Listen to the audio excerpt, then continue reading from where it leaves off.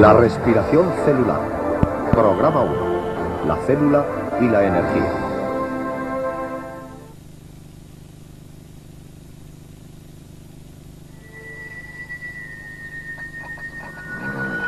Todos hemos experimentado esos momentos de apatía en los que simplemente levantarse por la mañana es más de lo que podemos soportar. Para la mayoría de nosotros, esa falta de energía no es en absoluto algo preocupante. Pero para muchas especies diferentes, un momento de debilidad puede suponer la muerte instantánea. De hecho, la supervivencia de todos los organismos depende de asegurar un suministro constante de energía. Esta energía puede obtenerse de una o dos formas diferentes. Directamente, aprovechando la energía solar, o indirectamente. No importa lo que comamos, ya sea un filete con patatas o unas pastillas de goma, el cuerpo extrae la energía de todo el alimento que entra en el estómago. Nuestra maquinaria digestiva parte los alimentos en macromoléculas, proteínas, grasas y glúcidos. Aunque la energía se obtiene normalmente de estos tres tipos de alimentos, los glúcidos suelen proporcionar la mayor parte. Los glúcidos son a veces una larga cadena de moléculas que se compone de unidades repetidas de un azúcar, la glucosa, que se simboliza aquí de esta forma. Durante todo el proceso de respiración celular, las enzimas que hay dentro de la célula rompen los enlaces químicos formando la glucosa y liberando la energía almacenada. Para muchos de nosotros, la respiración supone un intercambio de oxígeno y dióxido de carbono en los pulmones. Pero la respiración celular, que tiene lugar en cada una de las células, supone mucho más que un mero intercambio de gases. Para nuestro propósito, fijaremos nuestra atención en las siguientes partes de la célula: membrana, núcleo, citosol y mitocondria. Cada célula contiene varias mitocondrias.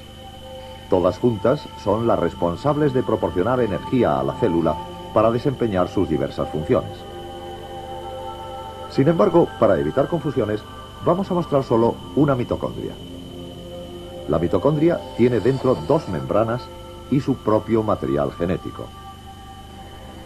La membrana interna está dividida en una serie de pliegues llamados crestas,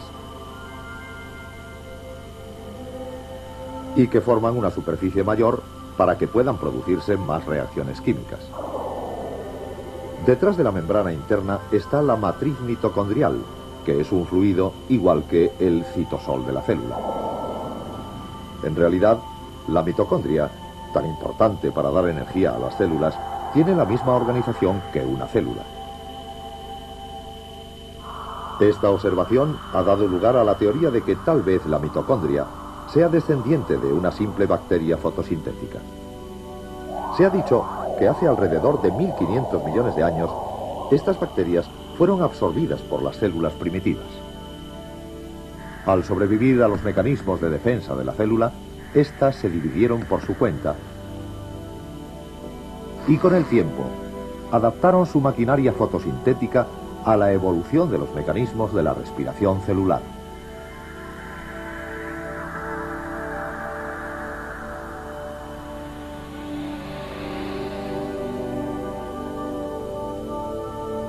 De hecho, los bioquímicos han descubierto sorprendentes parecidos entre la fotosíntesis y la respiración celular.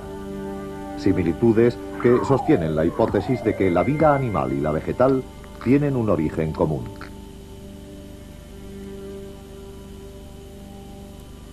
Y sin embargo, mientras la fotosíntesis almacena la energía solar en los glúcidos, la respiración celular invierte el proceso liberando la energía de los glúcidos. El gran acontecimiento de la respiración celular produjo un prototipo de célula para todas las plantas y animales. Estas supercélulas convirtieron hábilmente un combustible crudo en energía útil e hicieron posible la proliferación de las formas de vida.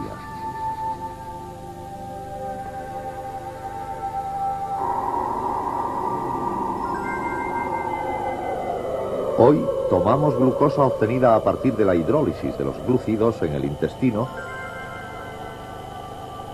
junto con el oxígeno de los pulmones. Y los transportamos por el sistema circulatorio hasta las células. Una vez dentro de la célula, la glucosa y el oxígeno reaccionan para liberar energía, dióxido de carbono y agua. La glucosa lleva gran cantidad de energía, unos 160 kilojulios por mol. Sin embargo, dos moléculas que intenten ir juntas pueden necesitar solamente 1,2 kilojulios por mol de reactivo. Así, la glucosa, como fuente de energía directa, sería un caso extremo de sobredosis. Pero los sucesos que se producen dentro de la célula aprovechan la energía de la glucosa. Transfieren porciones de esta a las moléculas portadoras de energía, adenosintrifosfato o ATP. Así, cuando dos moléculas necesitan energía para reaccionar, el ATP proporciona la cantidad justa de energía, más o menos un 1% de la energía de una molécula de glucosa, o a grandes rasgos 1,8 kilojulios por mol. Si observamos de cerca una molécula de ATP, empezaremos a entender cómo desempeña un papel tan importante en las reacciones celulares.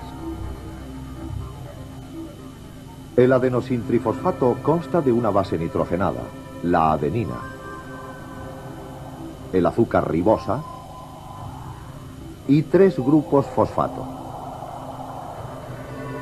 Aunque podría pensarse que es el azúcar lo que da al ATP su energía, de hecho es la cola de fosfato lo que la proporciona. Y los biólogos suelen representar la energía de la cola de esta forma: un simple enlace de alta energía. Pero son en realidad 4 cargas negativas, localizadas en los grupos fosfato, lo que explica la naturaleza volátil del ATP. Estos grupos cargados se repelen entre sí, pero no son capaces de deshacer los enlaces que les unen. Crean una molécula con alto contenido energético. Para nuestros propósitos, vamos a representar el ATP de esta manera, con unos cilindros que simbolizan los 3 grupos fosfato. Cuando el ATP se une a una molécula y reaccionan, la molécula se une a un grupo fosfato, dejando libre un adenosindifosfato o ADP. Al transferir un fosfato, el ATP ha extendido sus cargas negativas y ha transmitido su energía a la molécula. Al tener un fosfato más, la molécula está fosforilada. Con la ayuda de una enzima, la molécula que ahora está activada puede pasar por otro cambio, liberar el fosfato y la enzima. Al crear una molécula intermedia fosforilada, el ATP proporciona un enlace entre el reactivo y el producto. Los ingredientes están aquí y el escenario está listo. En los próximos programas examinaremos las 3 fases principales de la respiración celular: glucólisis, el ciclo del ácido cítrico o de Krebs y la fosforilación oxidativa.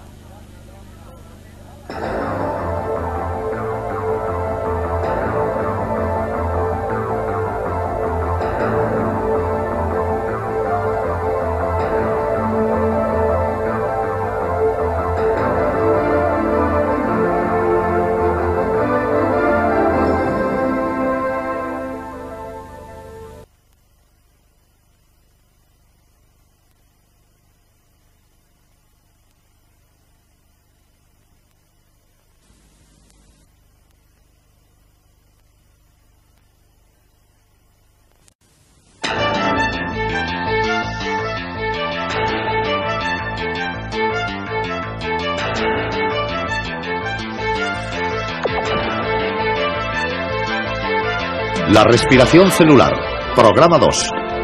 Glucólisis, primera parte.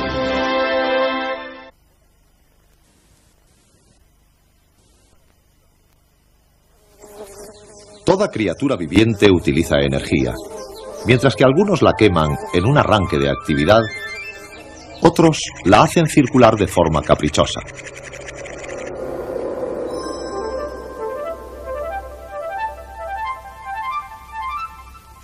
Pero para todas las formas de vida, obtener energía requiere energía.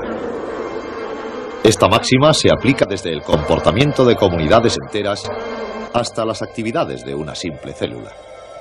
A nivel molecular, la energía llega en paquetes de glucosa. Como vimos en el programa 1, la energía de la glucosa debe ser transferida al ATP. Esta transferencia de energía se da durante el proceso de respiración celular. La fase 1, la glucólisis, inicia la liberación de energía de la glucosa. Como todos los organismos tienen métodos notablemente parecidos para procesar la energía, los biólogos creen que la mayor parte de los seres vivos tienen ascendencia común. Aunque la glucólisis es un camino complejo, puede reducirse a unas cuantas cosas esenciales.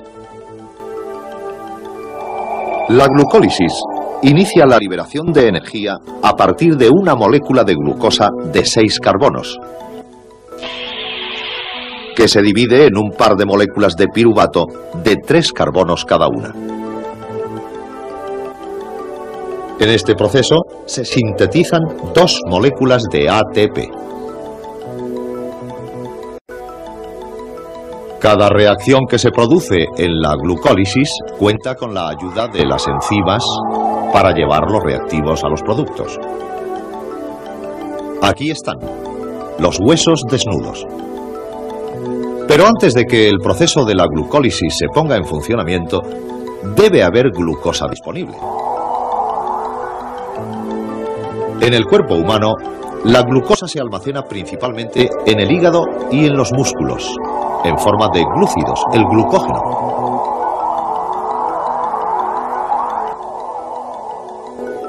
Así, el glucógeno sirve de almacén de la glucosa en el cuerpo.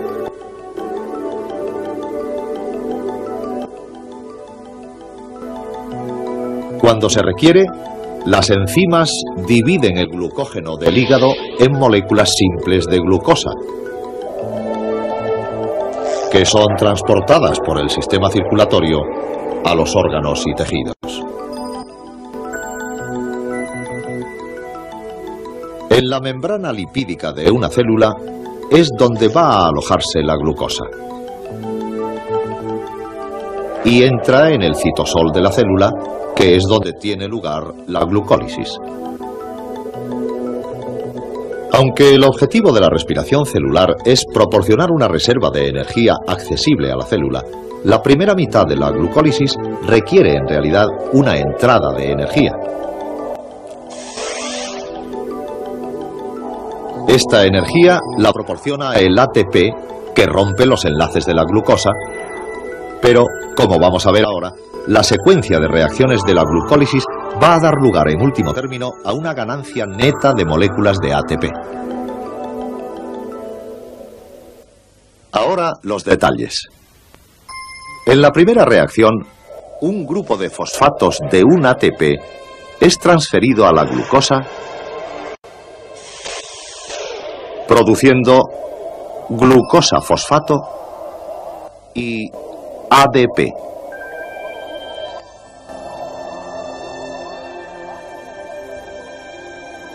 Aunque la mitad de la energía del ATP se utilizó en la reacción, los restos se mantienen en la glucosa fosfato activada. El emplazamiento del grupo fosfato con carga negativa en la glucosa confina glucosa fosfato al interior de la célula. En la segunda reacción, la glucosa fosfato se encuentra con una enzima y cambia su forma a fructosa fosfato. En la reacción número 3, la glucosa fosfato reacciona con una molécula de ATP produciendo fructosa difosfato. Hasta este momento, la glucólisis parece ser un proceso bastante llano en el que una reacción sigue a la otra. La glucosa consume un ATP para formar la glucosa fosfato, que da lugar a fructosa fosfato. Y con el uso de un segundo ATP, a fructosa difosfato. Aunque estos pasos parecen ser muy claros, si aislamos la reacción glucosa-fosfato a fructosa-fosfato, parece que surge un problema. La fructosa-fosfato es una molécula altamente inestable con una fuerte tendencia a revertir en glucosa-fosfato. Si la reacción fuera reversible, la glucólisis se detendría. Así que, ¿qué es lo que hace que esta reacción se mueva en un solo sentido? La respuesta está en el concepto de reacciones en cadena. A medida que se forma cada fructosa-fosfato, un ATP reacciona inmediatamente para formar fructosa difosfato. En esta configuración, la fructosa-fosfato estable no retrocede hacia la glucosa-fosfato. Ahora, como los furgones enganchados, a medida que se van utilizando las fructosa-fosfato, van siendo sustituidas por las glucosa-fosfato. Y por cada glucosa-fosfato utilizada, una molécula de glucosa entra en la célula.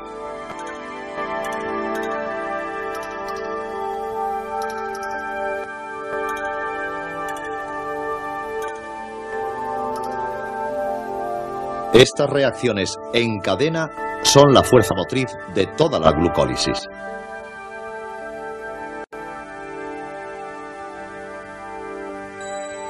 Tomemos la glucólisis en la reacción 4. La fructosa difosfato de 6 carbonos se divide en 2 moléculas de 3 carbonos bien diferenciadas. DHAP y GAL, dihidroxiacetona fosfato y gliceraldehído 3-fosfato. En la reacción 5, la DHAP se convierte en una segunda molécula de GAL, gliceraldehído 3-fosfato. Las 2 moléculas de gliceraldehído 3-fosfato continúan ahora en compañía su recorrido. Y ya está la primera mitad de la glucólisis. Vamos a repasar el proceso. Glucosa.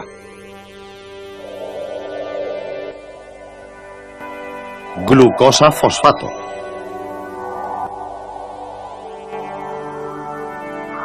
Fructosa-fosfato.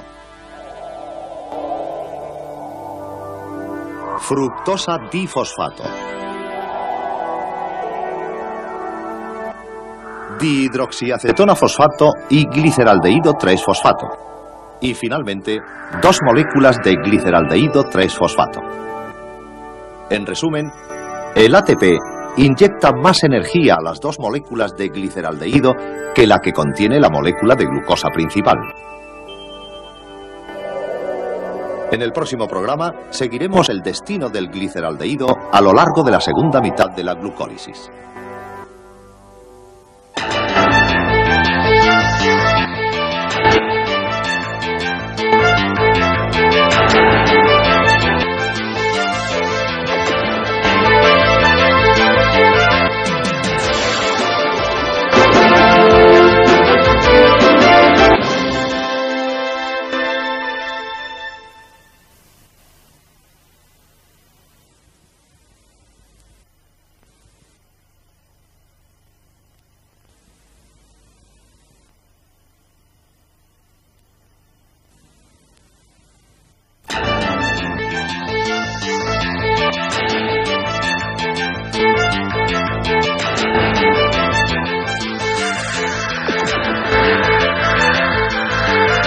La respiración celular.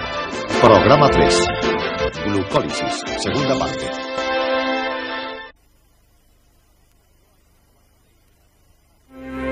No hay una cuarta ley de la termodinámica, aunque debería haberla.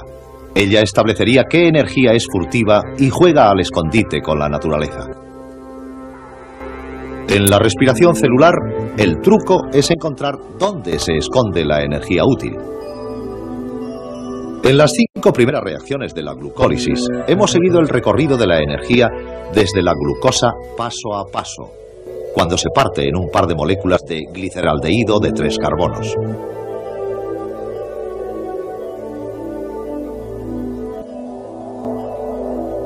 Durante la segunda mitad de la glucólisis, tengamos en cuenta que aunque todo ocurre 2 veces, solo vamos a seguir un gliceraldehído.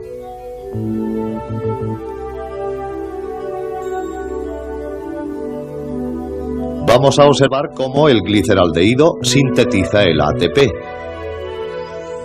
y activa una molécula del dinucleótido de nicotinamida y adenina.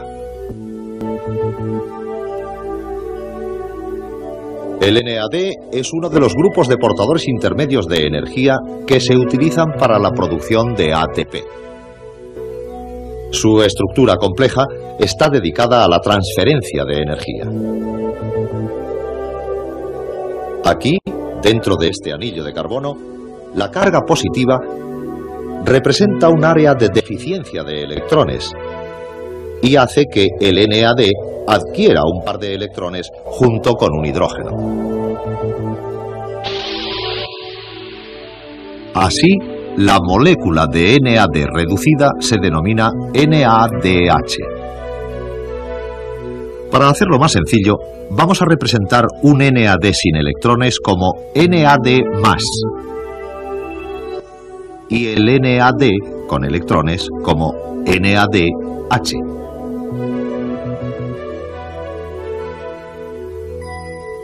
Ahora volvamos a la glucólisis.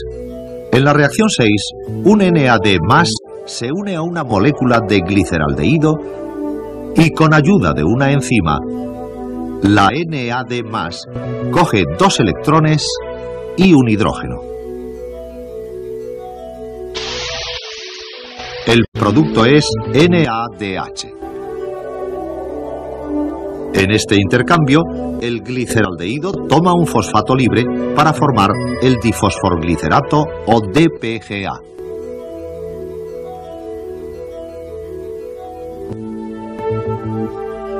Vamos a detenernos un momento a mirar el perfil de la energía. Durante las 5 primeras reacciones, la energía ya estaba encaminada. Ahora, en la reacción 6, parte de la energía del gliceraldehído sale del camino en forma de NADH. Cargado con 2 electrones, diríamos ambiciosos que el NADH es un excelente portador de energía. Repasemos la química. El gliceraldehído, al haber liberado electrones, está oxidado.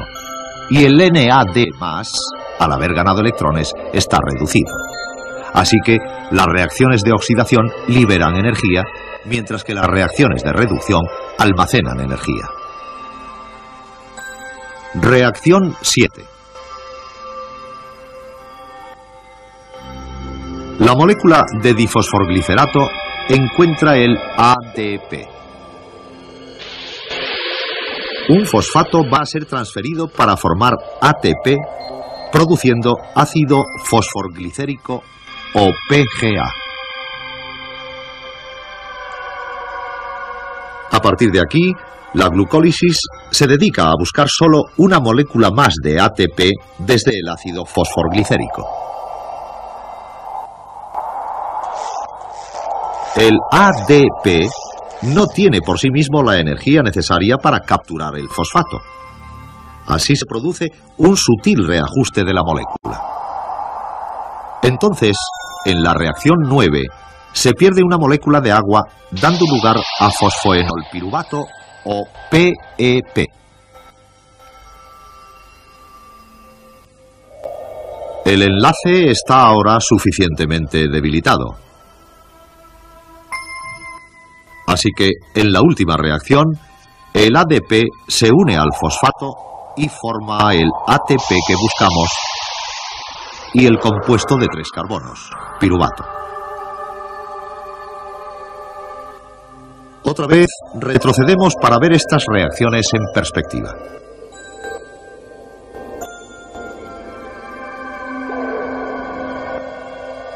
Dos moléculas de ATP inyectaron la energía al sistema.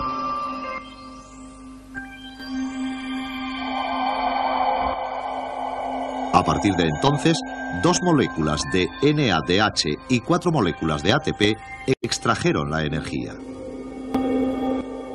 Así que, ¿cuál fue la ganancia neta? Se consumieron 2 ATPs. Se produjeron 4. La ganancia neta fue de 2. De la energía contenida en la molécula de glucosa original, estos 2 ATPs solo son un 2,2%. La carga de energía se distribuye entre la NADH, el piruvato y el calor. Con una participación del 2,2, la glucólisis por sí misma no parece ser un motor muy eficaz. Pero cuando se trata de organismos simples, como la levadura, sí resulta suficiente. Estos organismos sobreviven, prosperan, con un esfuerzo mínimo. Vamos a ver por qué. Vamos a la reacción 6. El gliceraldehído dona electrones a NAD+.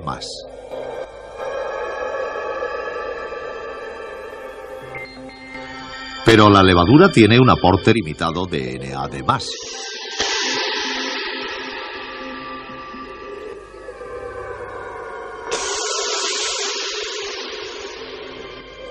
Así, si la última NAD+ se utilizó para formar NADH, la glucólisis se quedaría detenida y no se produciría ATP en absoluto. La levadura recurre entonces a una estrategia distinta. Ofrece su piruvato. Se retira el dióxido de carbono formando acetaldehído.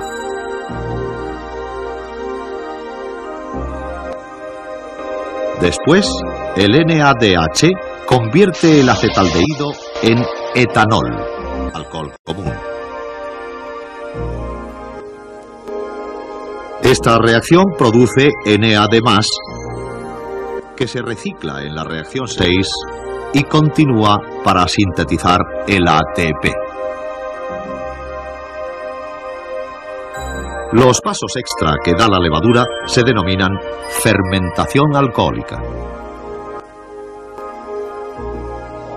Para las formas de vida simples, la glucólisis junto con la fermentación alcohólica satisface sus necesidades básicas. Sin embargo, las formas de vida más elevadas tienen que obtener mucha más energía del NADH y el piruvato para disfrutar de la vida. En el próximo programa examinaremos el mecanismo de extracción de una mayor cantidad de energía del piruvato.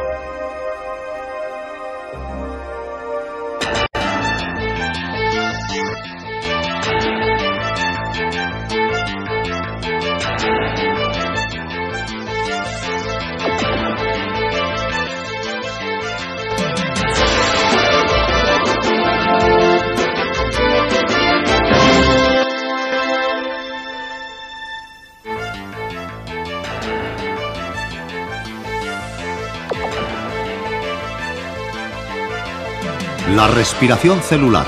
Programa 4. El ciclo del ácido cítrico o de Krebs.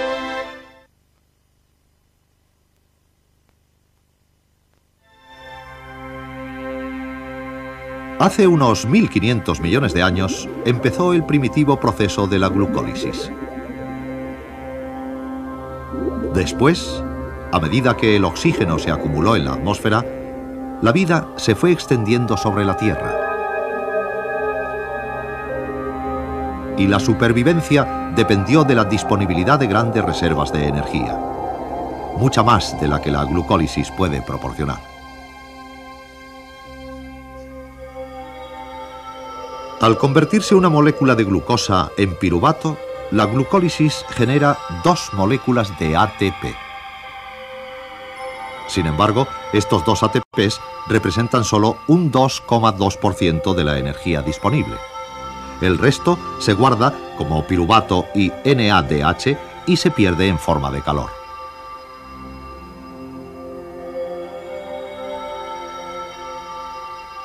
En la segunda fase de la respiración celular, el ciclo de Krebs, se libera más energía mediante el metabolismo del piruvato. El ciclo de Krebs obtuvo su nombre del bioquímico británico Hans Krebs, que siguió al piruvato más allá de la glucólisis. Dentro de la célula, el piruvato se traslada desde el citosol y a través de ambas membranas mitocondriales hasta la matriz.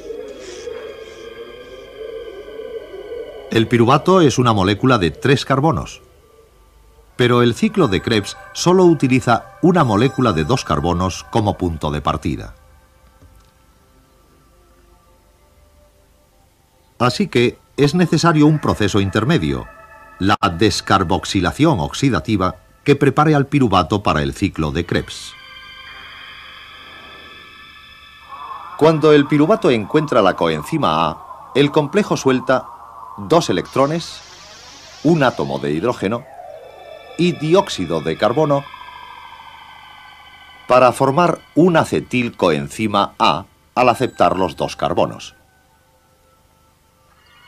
Los electrones y el hidrógeno son recogidos por un NAD+, formando NADH, un portador de energía intermedio. Es en los 2 carbonos del acetilcoenzima A en los que vamos a fijarnos. Primero, vamos a retroceder un poco y a echar un vistazo al ciclo de Krebs.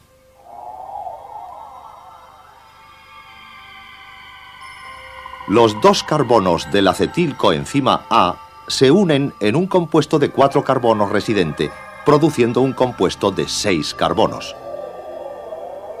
A través de varias reacciones, se liberan 2 átomos de carbono.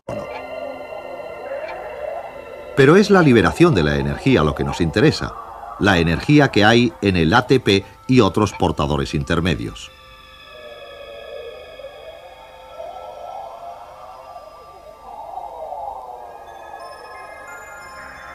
Aquí tenemos una visión general del ciclo de Krebs. Ahora vamos a ver el ciclo con más detalle, lo que nos revelará cómo se generan las cargas de energía. El acetilcoenzima A enlaza con un oxalacetato de 4 carbonos y produce ácido cítrico de 6 carbonos. El ácido cítrico pierde agua y forma el aconitato. El aconitato recoge entonces el agua y la trata para formar el isocitrato.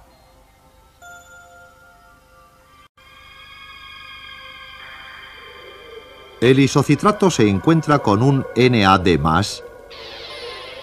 formando un portador de energía, NADH, y oxalsucinato.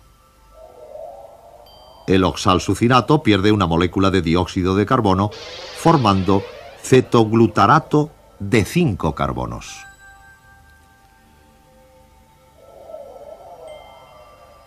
El cetoglutarato se une a la omnipresente coenzima A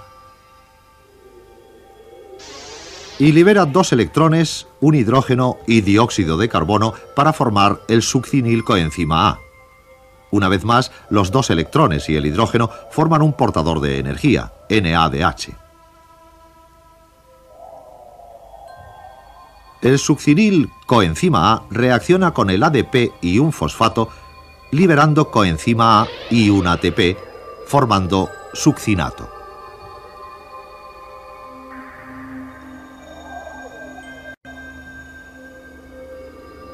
El succinato encuentra una molécula de FAD y esta reacción da lugar a un recién llegado, el portador de energía FADH2 y el fumarato. El fumarato, a su vez, reacciona con el agua para dar lugar al malato.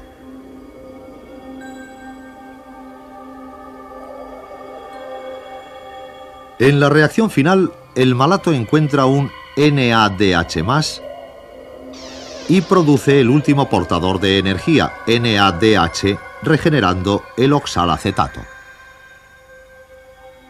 A lo largo de una serie de 10 reacciones escalonadas, el oxalacetato se transforma en distintos reactivos y se recicla otra vez a oxalacetato.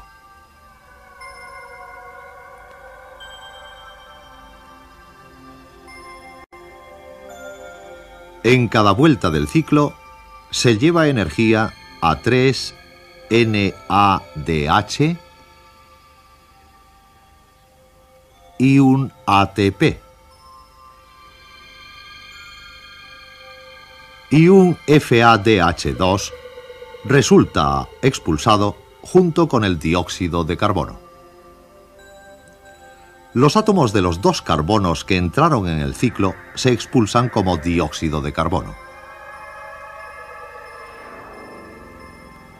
Así que la finalidad del ciclo de Krebs es producir energía útil, y así la energía introducida como acetil coenzima A fue transferida al ATP y los portadores intermedios.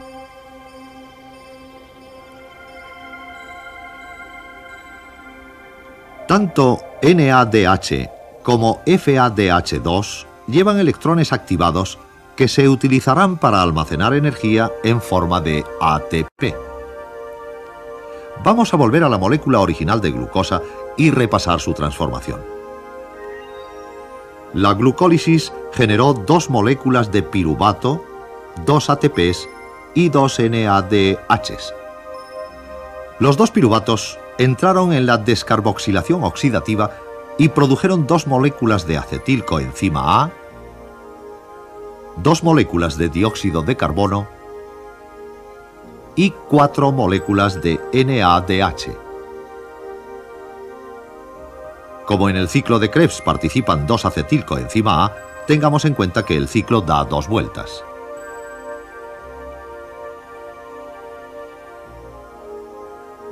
Ahora vamos a hacer lo que suele hacerse con los desperdicios: deshacernos del dióxido de carbono. Así que, hasta este momento de la respiración celular, la glucosa ha dado lugar a 4 ATPs y 12 impacientes portadores de energía.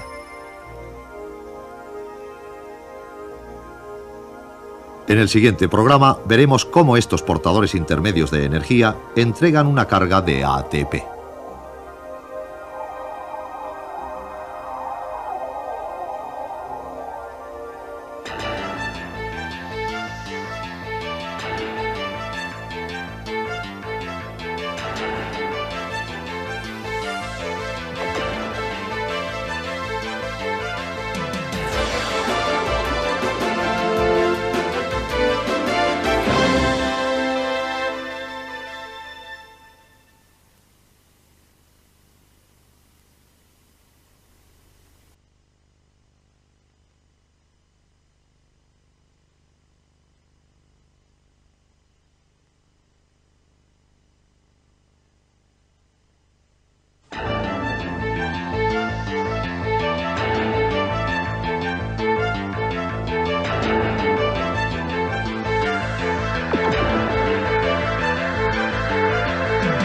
La respiración celular. Programa 5. Fosforilación oxidativa.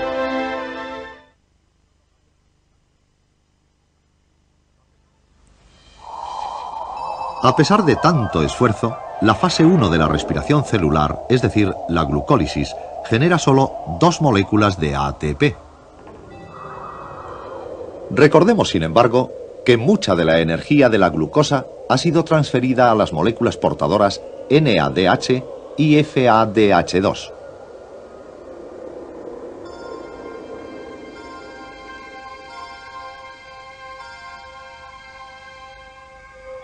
En la fase final, llamada fosforilación oxidativa, es donde los portadores de energía descargan sobre numerosas moléculas de ATP.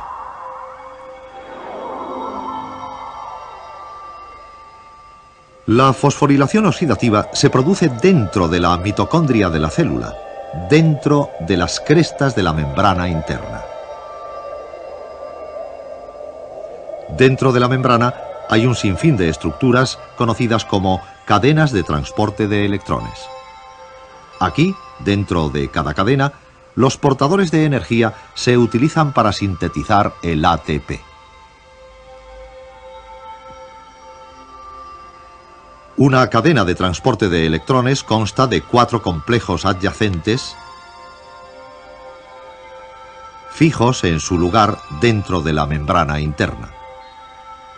La cadena funciona quitando energía a los electrones a medida que bajan, en pares, por un desnivel que produce el desfase de energía. La energía es transferida, en parte, al espacio que hay entre las dos membranas mitocondriales, el espacio entre membranas. La fosforilación oxidativa empieza cuando el NADH del ciclo de Krebs dona 2 electrones al primer complejo. A medida que los electrones pasan al complejo siguiente, los protones pasan desde la matriz al espacio que hay entre las membranas. Los electrones pasan entonces al complejo siguiente y toman posición en el lado de la membrana que da a la matriz. Al pasar al complejo siguiente, un segundo par de protones serán recogidos en la matriz.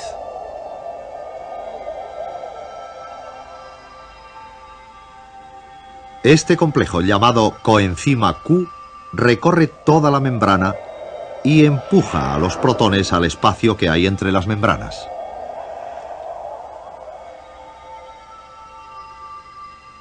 Los electrones se trasladan entonces al complejo final y vuelven al lado de la membrana que da a la matriz.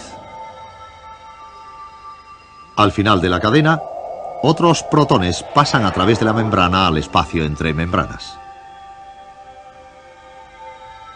Finalmente, un átomo de oxígeno entra y recoge 2 electrones de la cadena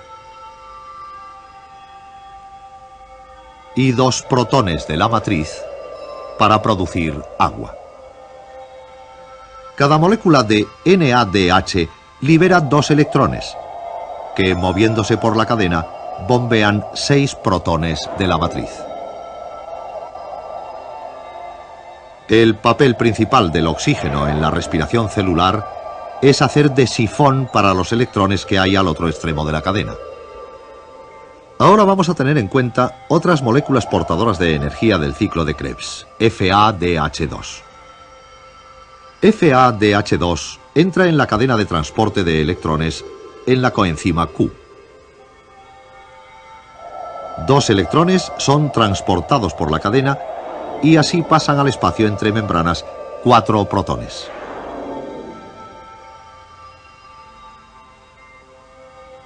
Al final de la cadena, el oxígeno coge de nuevo los 2 electrones. Hasta ahora, la energía de NADH y FADH2 ha sido utilizada para bombear protones desde la matriz hasta el espacio entre membranas. Como resultado, la concentración de protones es mayor en el espacio entre membranas que en la matriz.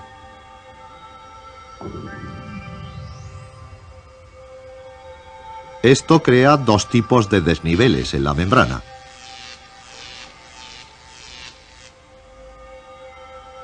Un desnivel de concentración de protones y un desnivel electrostático. Estos desniveles tienen una energía potencial que será utilizada para sintetizar el ATP. La evidencia sugiere que la energía potencial que cruza la membrana se utiliza cuando los pares de protones pasan por unos canales especiales de la misma. Así, cada par activa una enzima en el lado del canal que da hacia la matriz. Finalmente, esta enzima cataliza la reacción de ADP con un grupo fosfato para sintetizar el ATP. Vamos a revisar la síntesis de ATP a partir de NADH y FADH2. Cada NADH traslada 3 pares de protones al espacio entre membranas que al volver a la matriz producen 3 moléculas de ATP. Ahora, cada molécula de FADH2 traslada 2 pares de protones por la membrana, produciendo 2 moléculas de ATP. Esto va a los portadores de energía producidos en el ciclo de Krebs. No está mal. Pero hay otra carga de energía, la que viene del NADH producido en el citosol mediante la glucólisis.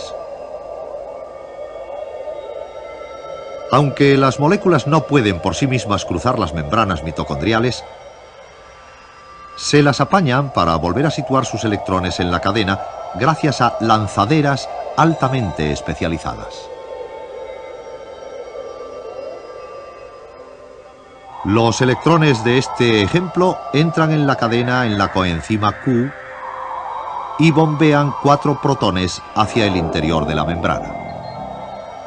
Así, cada NADH de la glucólisis da como resultado la formación solo de 2 moléculas de ATP. Ahora vamos a juntarlo todo para obtener una imagen de la producción total de ATP a partir de una sola molécula de glucosa.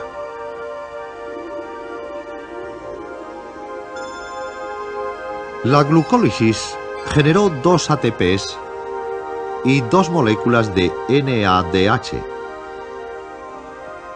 las cuales, al llegar a la cadena de electrones, produjeron 4 moléculas más de ATP. La descarboxilación oxidativa y el ciclo de Krebs produjeron 2 moléculas de ATP, 8 moléculas de NADH y 2 moléculas de FADH2. Las 8 moléculas de NADH se convirtieron en 24 ATPs. Y las 2 moléculas de FADH2 forman 4 moléculas de ATP adicionales. Si lo sumamos todo, la respiración celular produce 36 moléculas de ATP a partir de una molécula de glucosa. Así, estos 36 ATPs representan solo una parte de la energía disponible de la glucosa. La respiración celular toma la energía de la glucosa mediante la glucólisis, la mueve por todo el ciclo de Krebs y la hace bajar por la cadena de transporte de electrones. Aunque la respiración celular parece diversa, como veremos, la diversidad de un organismo es una virtud en los periodos de estrés.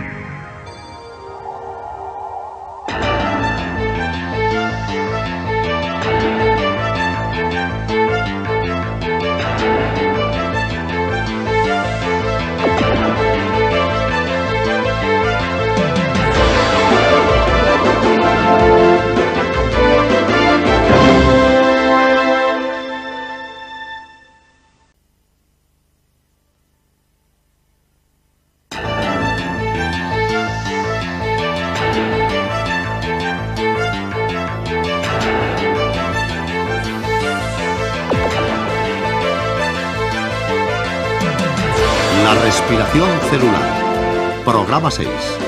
Metabolismo y nutrición.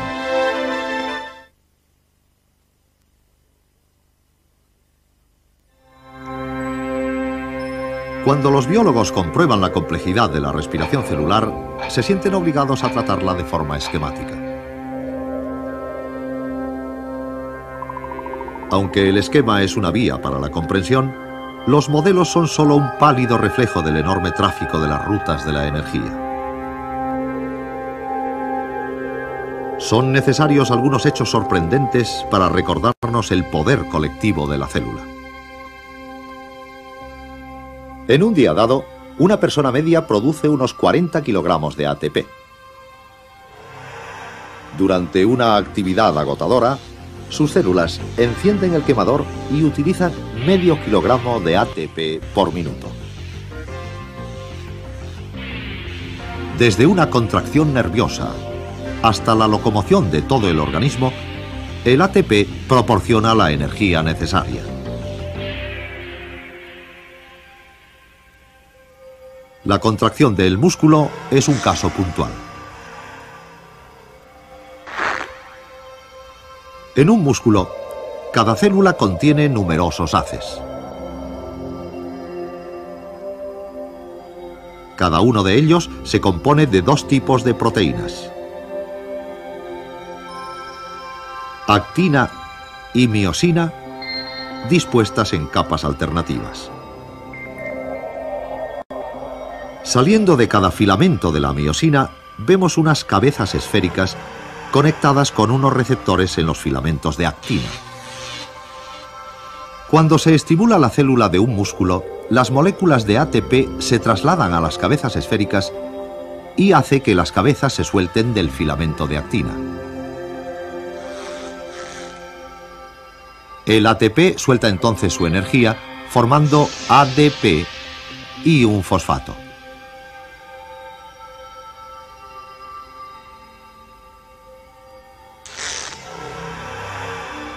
Al introducir energía en la cabeza, esta se fija más al filamento de actina. Este afianzamiento hace que el ADP y el fosfato se suelten y la cabeza se inclina inmediatamente hacia atrás a su posición original y arrastra al filamento de actina con ella.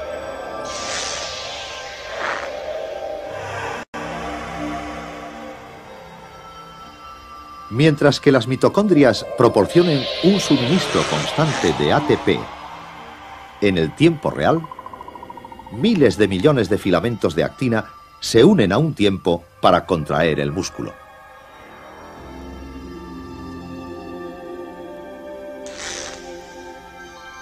¿Qué sucede cuando nos cansamos en exceso? El sistema circulatorio no lleva suficiente oxígeno a las células del músculo. Al disminuir el nivel del oxígeno de las células, la fosforilación oxidativa empieza a extinguirse, proporcionando su último disparo de energía. Ahora, mientras que la glucólisis puede proporcionar algo de energía, la escasez de oxígeno va a crear otro problema al sistema. O para ser más exactos, a la cadena de transporte de electrones.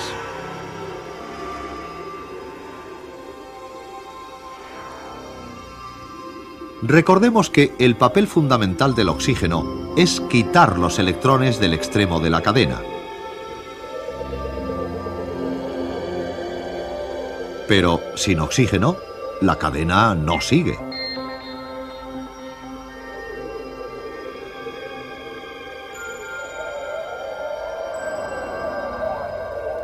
NADH no se utiliza y NAD+ no puede reciclarse. Aquí está el problema. La glucólisis necesita un suministro constante de NAD+ para continuar produciendo ATPs. A pesar de que el oxígeno no está presente, la respiración celular puede recurrir a otras estrategias. Normalmente, el piruvato sigue adelante hacia el ciclo de Krebs. Sin embargo, al estar escaso el oxígeno, una enzima reacciona con el piruvato y el NADH, produciendo NAD+ y ácido láctico. El NAD+ se recicla en la glucólisis y asegura una cantidad limitada de ATP. Es una solución elegante.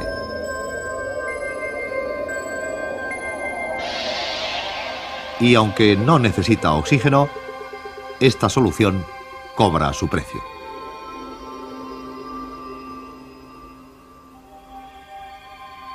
La acumulación de ácido láctico en los músculos crea una sensación de ardor, la experimentada, por ejemplo, por los atletas.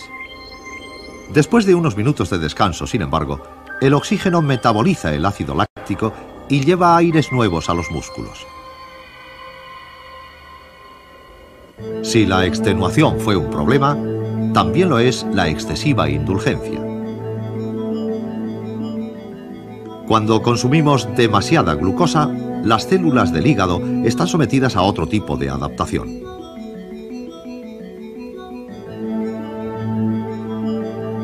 Este exceso de ATP suelta una enzima que enlaza las unidades de acetil del acetilcoenzima A, formando ácidos grasos.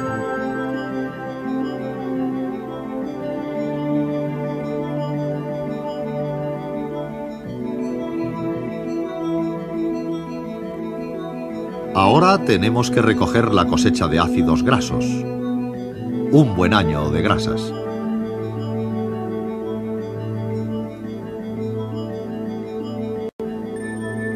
Pronto nos convencerá nuestra buena conciencia y decidiremos ponernos a dieta.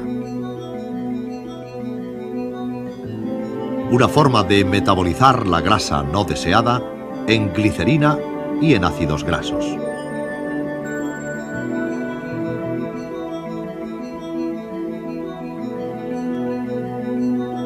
Como sucede con los ácidos grasos, se convertirán en acetilcoenzima A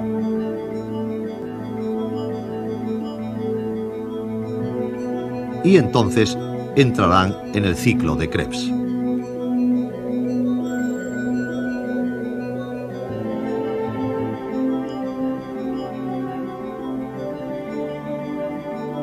Bajo una dieta severa, todas las grasas serán metabolizadas y el cuerpo volverá a ser el mismo, gastando sus propias proteínas. Al metabolizarse las proteínas, los productos laterales entran en las vías de la respiración celular.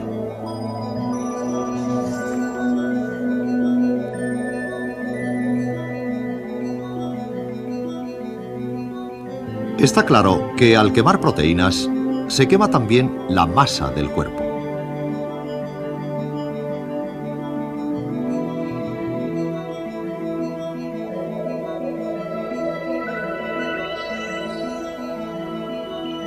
Sin embargo, dentro de unos extremos razonables, el cuerpo humano sigue siendo resistente y adecuadamente robusto gracias a sus propios métodos. Cuando estudiamos la respiración celular, olvidamos a veces cuántos recursos tienen las células. Volvamos atrás por un momento y nos daremos cuenta de que el comportamiento colectivo de las células es una afirmación de la fuerza motriz de la vida misma.